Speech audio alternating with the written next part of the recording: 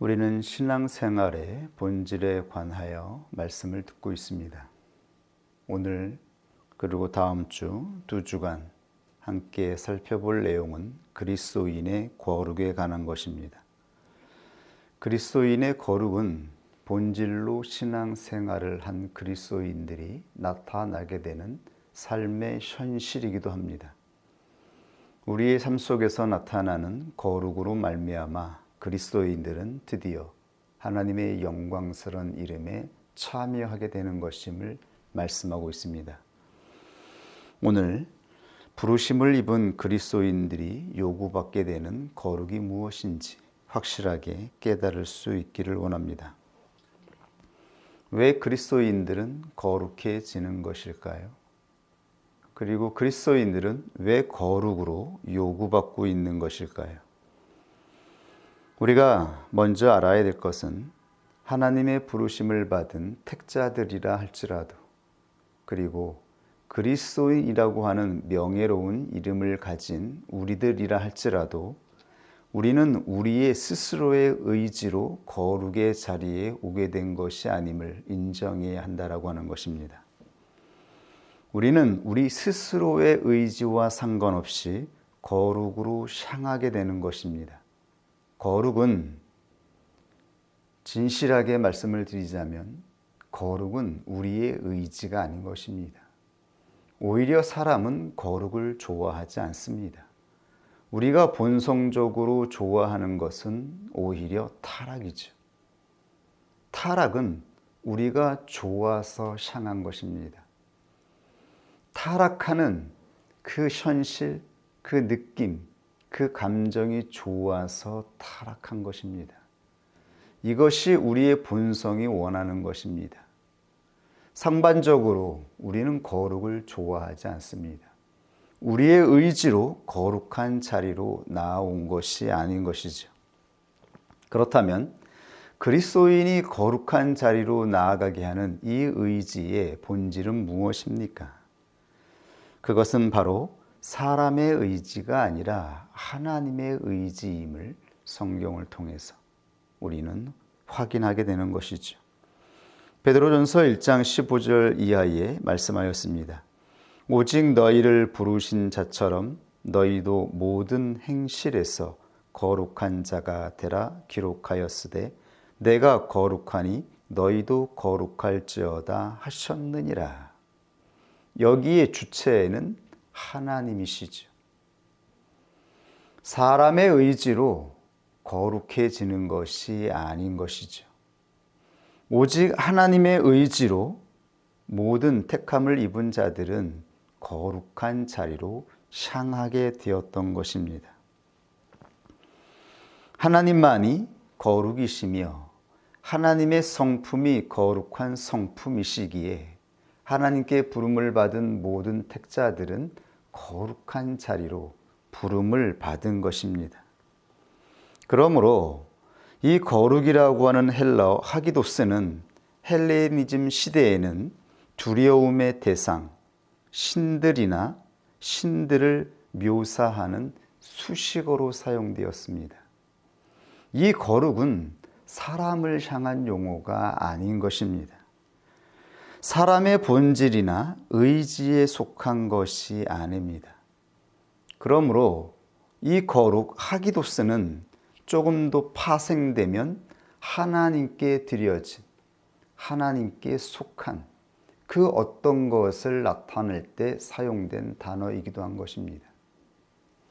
하나님이 거룩한 분이시기 때문에 하나님께 속한 것도 거룩에 속하게 되는 것임을 말씀하신 것이죠. 오늘 그 의미들을 분명하게 사도 베드로는 말씀하여 주고 있는 것이죠.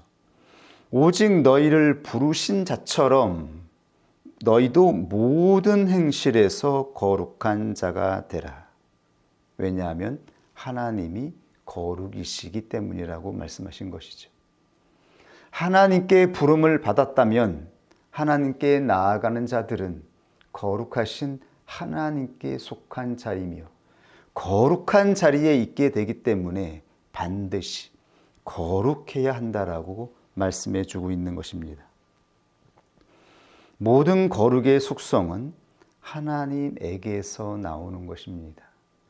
사람에게서 나오는 것이 아닙니다.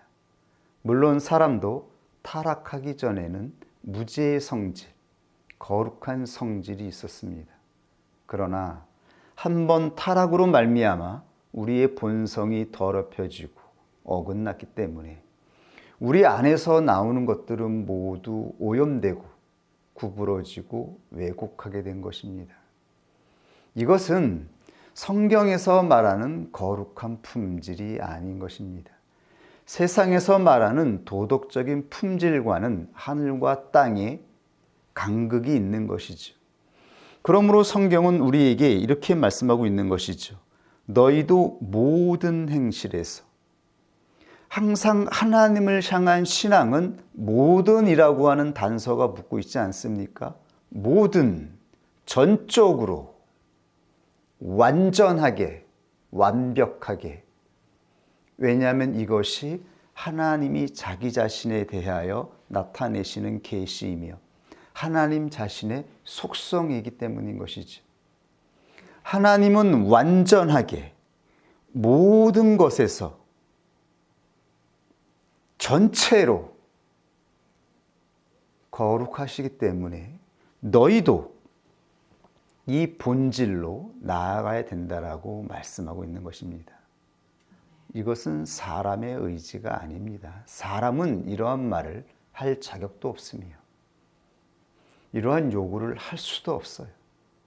그리고 이러한 거룩에 대하여 상상도 하지 아니하며 기뻐하지 아니하며 원하지 않아요.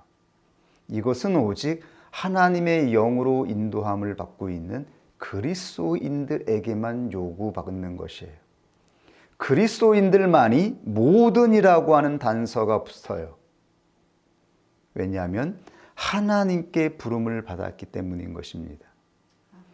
그러므로 그리스도인들은 본질로 신앙생활을 한다라고 했을 때에 우리보다 먼저 계신 자, 이 세상을 창조하시고 인간을 창조하셨던 본질이신 하나님의 성품을 바라보아야 하는 것이죠.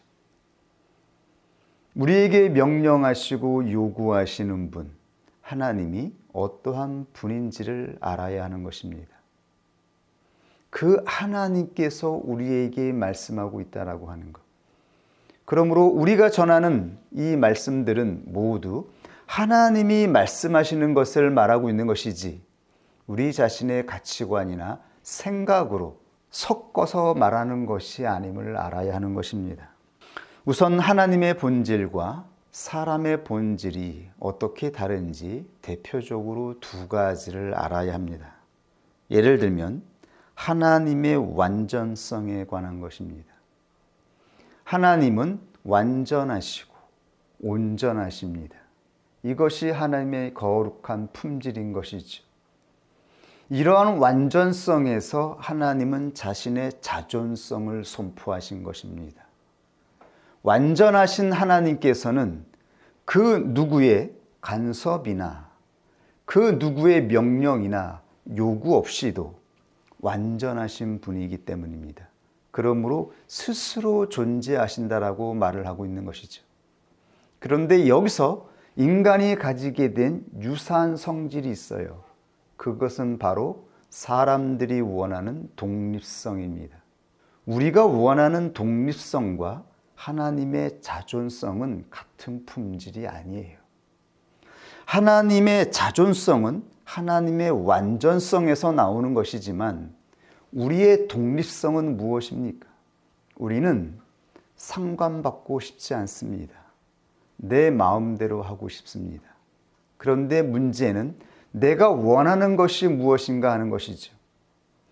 우리가 혼자 있을 때에 독립되기를 원해서 나의 주체적인 나의 의지로 살아가고 싶은 이 의지로 나타내고자 하는 내 본성적인 의지가 무엇인가 하는 것입니다. 우리는 혼자 있을 때에 타락하게 됩니다. 이것은 분명하죠.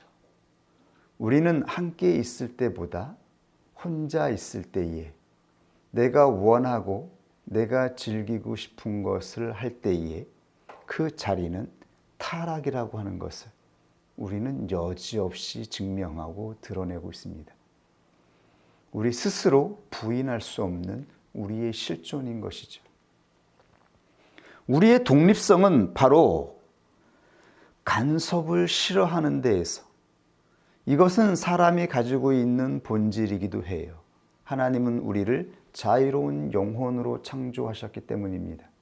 자유로운 영혼으로 창조하셨다라고 하는 것은 우리 각 사람에게 자신의 자유로운 의지로 행동하고 선택하며 책임을 질 수 있는 그러한 영적인 의지를 주셨어요.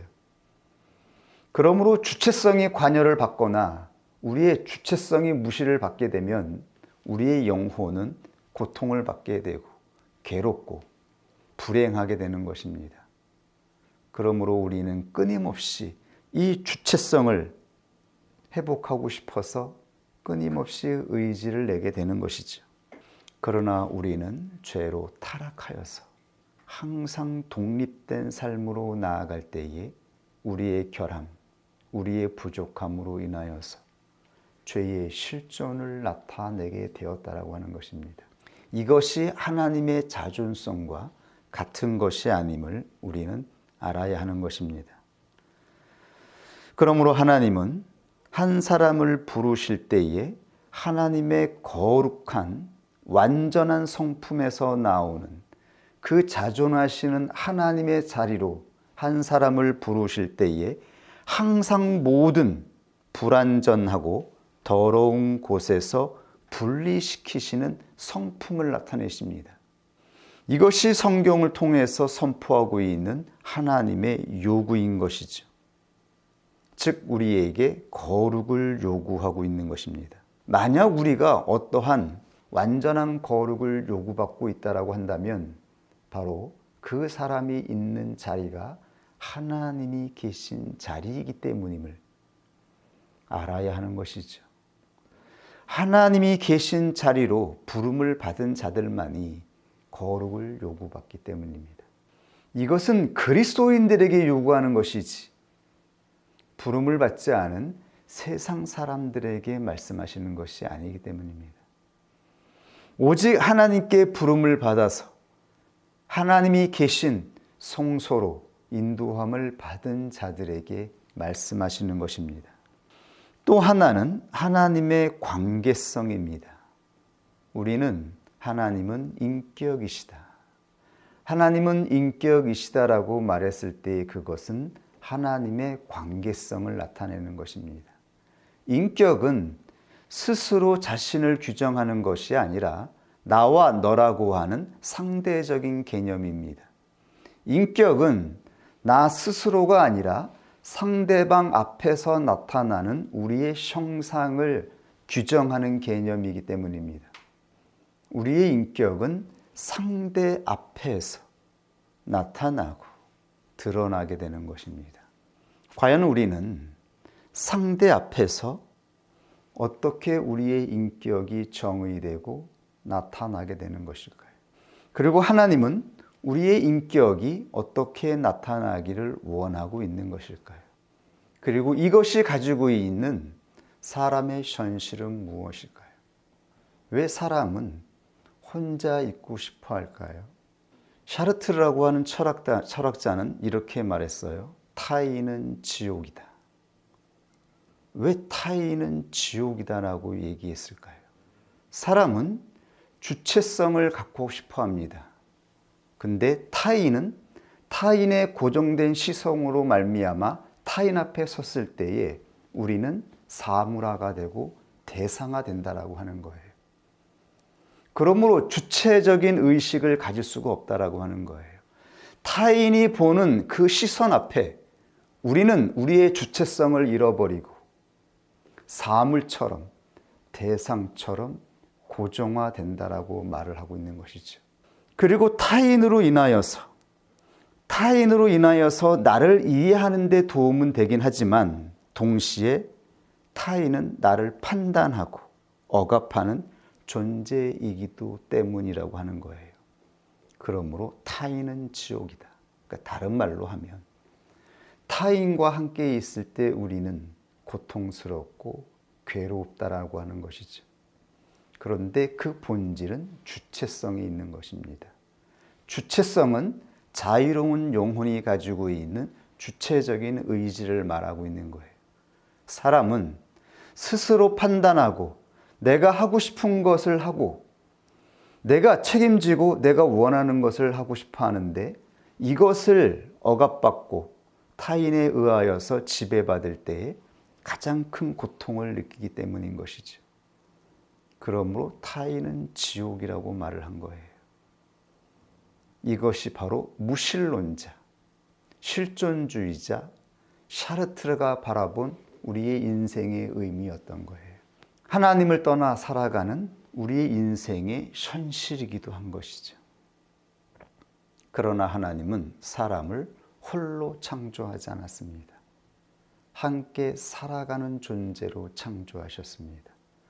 반드시 함께 살아가는 존재로서 성화될 수 있도록 하나님은 이 모든 창조의 원리를 구성하신 거였어요. 성화는 혼자 이루어가는 것이 아닙니다. 혼자 돌을 닦고 스스로 산속에서 자기 자신을 성화시켜가는 것이 아닙니다. 그것은 그리스도인의 거룩한 방법이 아니에요. 그리스도인들의 성화는 함께 살아가는 관계성에서 이루어지는 것입니다. 그러므로 교회는 한 사람이 아니라 두세 사람이 함께 연합하여 모여서 나아가는 신앙의 공동체를 의미하는 것입니다. 신앙생활은 혼자 하는 것이 아닙니다. 우리는 혼자 있을 때 가장 편안함을 느끼고 나의 주체성을 잃어버리지 않기 때문에 자유함을 느껴요. 이 시대는 혼자 살아가는 시대라고 말을 하기도 해요. 본성이 바뀐 것이 아니라 예전에는 혼자 살아가는 사람에 대한 타인의 의식이 그 의식이 더 고통스러웠어요. 결혼하지 않고 타인과 섞이지 않고 혼자 살아간다라고 했을 때 그 사람을 바라보는 그 타인의 인식이 사람의 자유를 오히려 억압하였죠. 그러나 이 시대는 혼자 살아가도 괜찮은 시대가 되었어요. 타인의 시선이 바뀌었어요. 환경의 편리함이 바뀌었습니다. 굳이 결혼을 하지 않아도 타인과 함께 살아가지 않아도 얼마든지 편하게 살아갈 수 있는 시대가 된 것입니다. 그러나 이것은 하나님의 뜻이 아닌 것입니다. 혼자 살아가는 사람은 더더욱 타락하고 부패되기 때문입니다. 하나님이 말씀하신 그 영화롭고 고귀한 형상으로 나타나지 않습니다. 사람들이 살아가는 관습과 풍습과 성경에서 말씀하고 있는 그리스도인의 삶은 본질적으로 다른 것입니다. 우리를 인도하고 있는 하나님의 영은 성경을 통해서 말씀하신 하나님의 본질로 우리를 인도하여 주시고 있는 것입니다. 그러므로 우리의 현실에서 부름을 받은 우리의 관계성 속에서 마땅히 우리는 고통과 괴로움을 겪을 수밖에 없어요. 그러나 하나님의 영으로 부름을 받은 자들은 이 속에서 고통과 괴로움과 이 고난을 통하여 거룩해지는 것입니다. 거룩해진다라고 하는 것은 하나님이 주신 주체성이 파괴되지 않은 상태로 하나님의 거룩한 품질에 참여하게 된다라고 하는 것입니다. 우리는 자유를 잃어버린 불행한 존재, 괴로운 존재로서가 아니라 하나님의 은혜와 진리 가운데에서 우리의 영혼을 그대로 보존한 채 우리가 마땅히 겪고 감당해야 되는 이 성화의 여정을 감당한 자로서 하나님이 기뻐하시는 거룩한 자리에 참여하게 되는 것임을 말씀하신 것입니다. 그래서 그리스도인의 거룩이라고 하는 이 주제를 신앙생활의 본질 가장 뒤에 놓은 것입니다.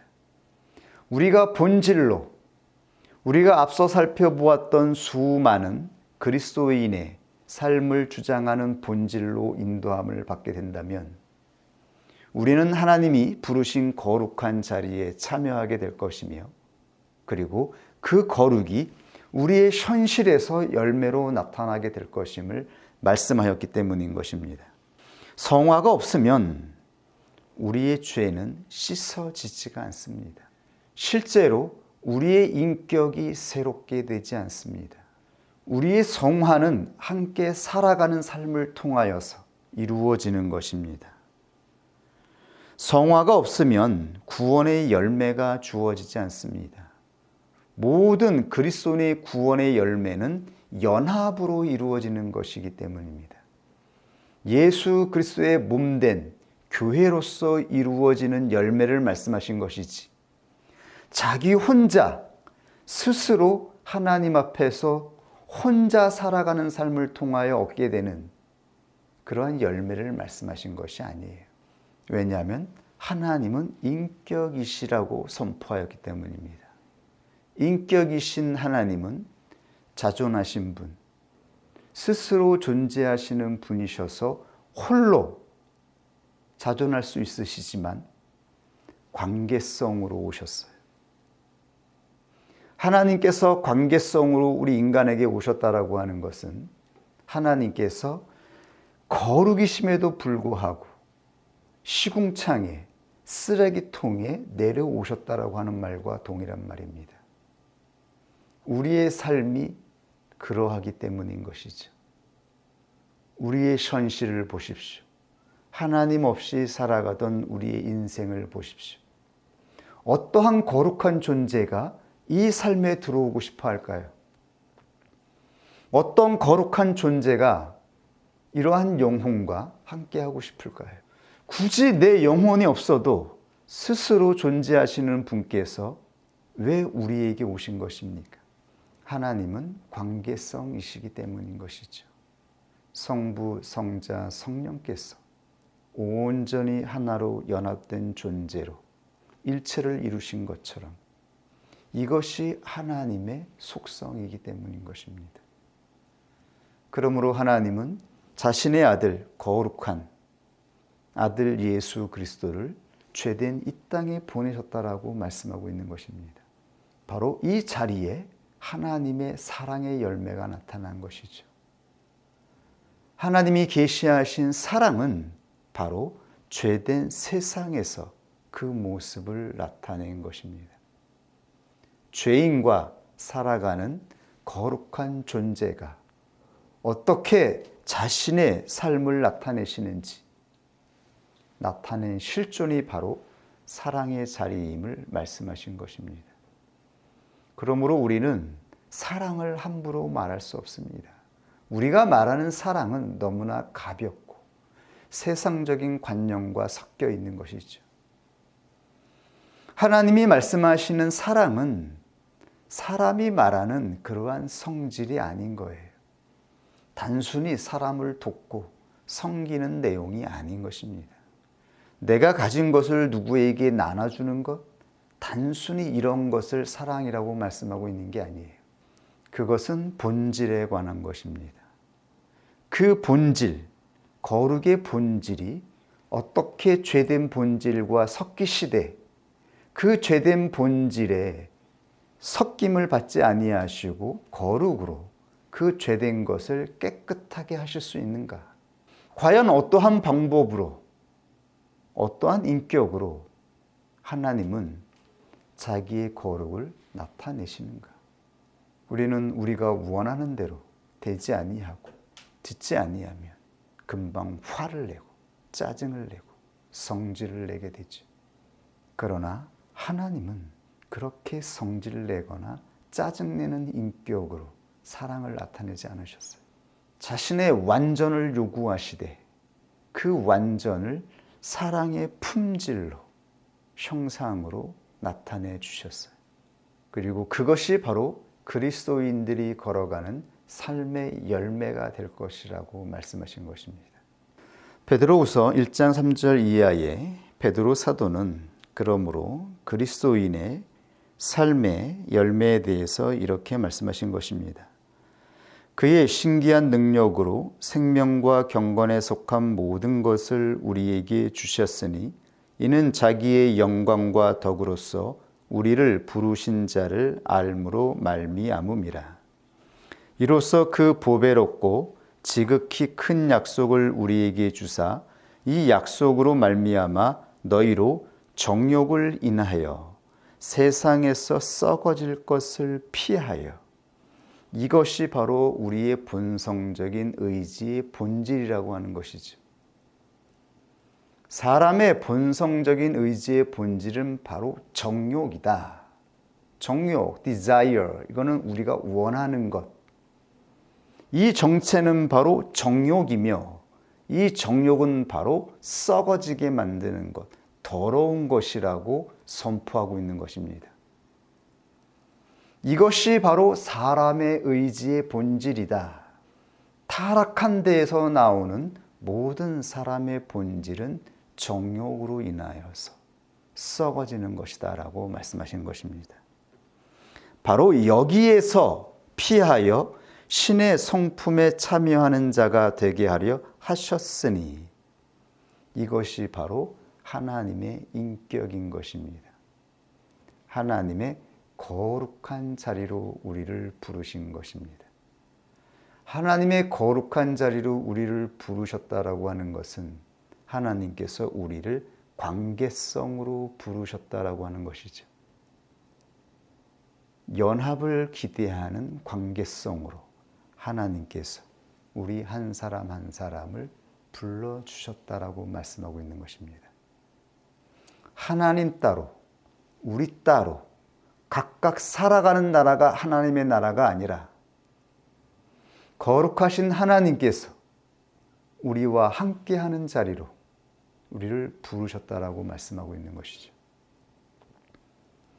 그러므로 하나님의 자리에 있는 모든 것들은 하나님의 거룩한 완전한 품질 안에 거룩으로 녹여져서 거룩하게 되었다.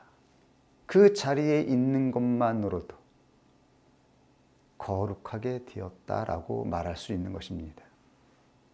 이것이 바로 하기오스, 하나님께 드려진 자들이 받는 바로 명예로운 칭호인 것이죠. 우리는 하나님께 드려진 제사의 예물이 된 것입니다. 이것이 우리의 정체성인 것이죠. 그러므로 성경적인 관점에서는 언제나 이 거룩은 첫째로 자르다, 분리하다라고 하는 의미를 가지고 있습니다. 이러한 내용이 가장 잘 나타낸 성경의 내용이 창세기 17장의 내용인 것이죠. 하나님은 하나님의 언약의 약속을 어기고 이스마엘을 낳은 아브라함에게 말씀하셨습니다. 나는 전능한 하나님이라. 너는 내 앞에서 행하여 완전하라. 전적으로, 전부로 거룩하라라고 말씀하신 것이죠. 그러면서 할례를 행하게 하셨습니다. 할례는 생식기의 표피를 자르는 행위입니다. 남자의 생식기의 표피를 잘라냄으로써 거룩의 의미가 무엇인지를 말씀하셨어요. 생식기는 생명이 출생하는 자리, 즉 우리의 모든 생명의 근원, 자연적인 생명의 근원이 나오는 자리, 그 자리를 잘라내는 것이 바로 거룩의 본질임을 말씀하신 거예요. 이것이 우리에게 무엇을 가르쳐주고 있나요? 모든 죄는 우리의 본성에서 나오고 있다라고 말씀하고 있는 것이죠. 그 출처, 근원, 죄의 셈이 바로 우리의 본성이 시작되는 자리임을 말씀한 것이 아닙니까? 그러므로 그것을 잘라내고 그곳에서 분리하는 것, 이것이 바로 거룩임을 말씀하고 있는 것이죠. 이것이 바로 자기 목숨의 영적인 본질인 것입니다. 이것이 바로 자기를 부인해야 하는 영적인 본질에 관한 것입니다. 우리의 본성으로 나타내고자 하는 이 모든 의지, 이 의지를 부인하는 것, 이것을 잘라내는 것, 이것이 바로 자기 목숨, 나 자신을 부인하는 것임을 말씀하고 있는 것이죠. 우리의 목숨을 버리고 예수 그리스도의 생명으로 새롭게 살아가는 것, 이것이 바로 그리스도인임을 말씀하고 있는 것이죠. 이렇게 살아갈 때에 적극적으로 거룩은 어떻게 열매를 맺게 되는 것인지 사도 바울은 이렇게 말씀하였습니다. 빌립보서 2장 15절 이하의 표준 새 번역의 번역으로 한번 읽어드릴게요. 그리하여 여러분은 흠이 없고 순결해져서 구부러지고 뒤틀린 세대 가운데에서 하나님의 흠없는 자녀가 되어야 합니다. 하나님의 흠없는 자녀, 거룩한 자녀가 되라고 말씀하시죠.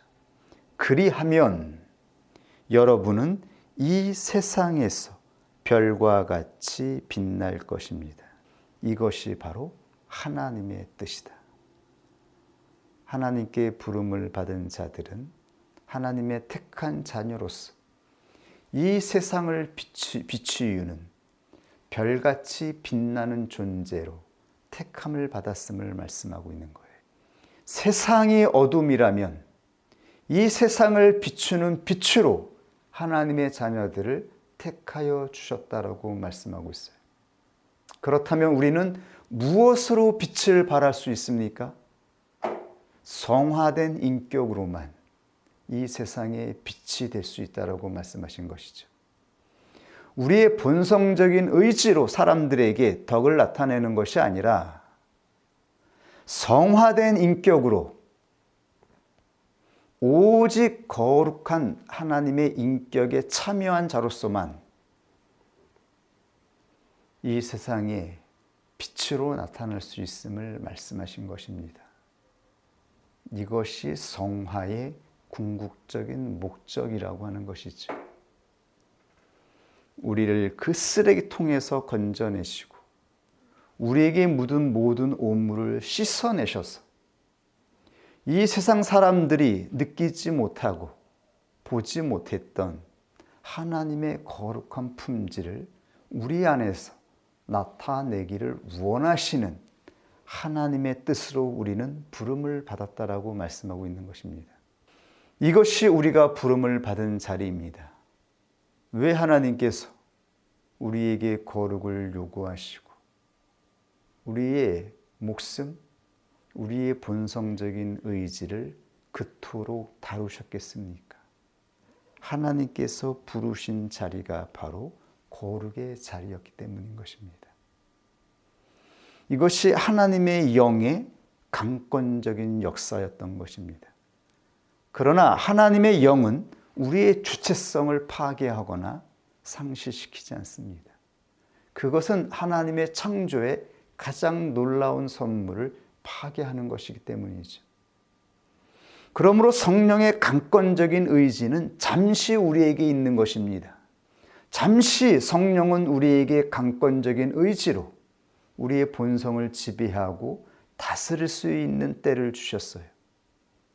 우리의 믿음이 아니라 하나님의 전적인 의지로 우리가 순종할 수 있도록 해주셨어요. 그러나 하나님은 우리에게 은혜와 사랑으로 역사하셔요. 그 가운데에서 성령을 통하여 성령의 사역하신 모든 것들을 깨닫게 하셔서 우리의 주체적인 의지로 기꺼이 하나님의 뜻으로 나아가게 하시는 것이죠. 그럴 때 찬란한 빛이 이 세상 모든 사람들이 보지 못했던 하나님이 기뻐하시는 빛이 비추어지기 때문인 것입니다. 이것으로 우리는 하나님의 영광의 자리에 참여하는 자가 되는 것입니다. 이렇게 참여하는 자가 되는 것, 이것이 사도들이 보았던 우리의 삶의 자리였던 것입니다. 하나님이 우리에게 이 기쁜 놀라운 부르심의 뜻을 주신 것을 우리 모두 알 수 있기를 원합니다. 우리 앞으로 다시 하나님이 주신 믿음으로 일어나서 이 소망을 가지고 나아가는 자가 될 수 있기를 원합니다. 우리 하나님이 주신 말씀 앞에 함께 기도하겠습니다.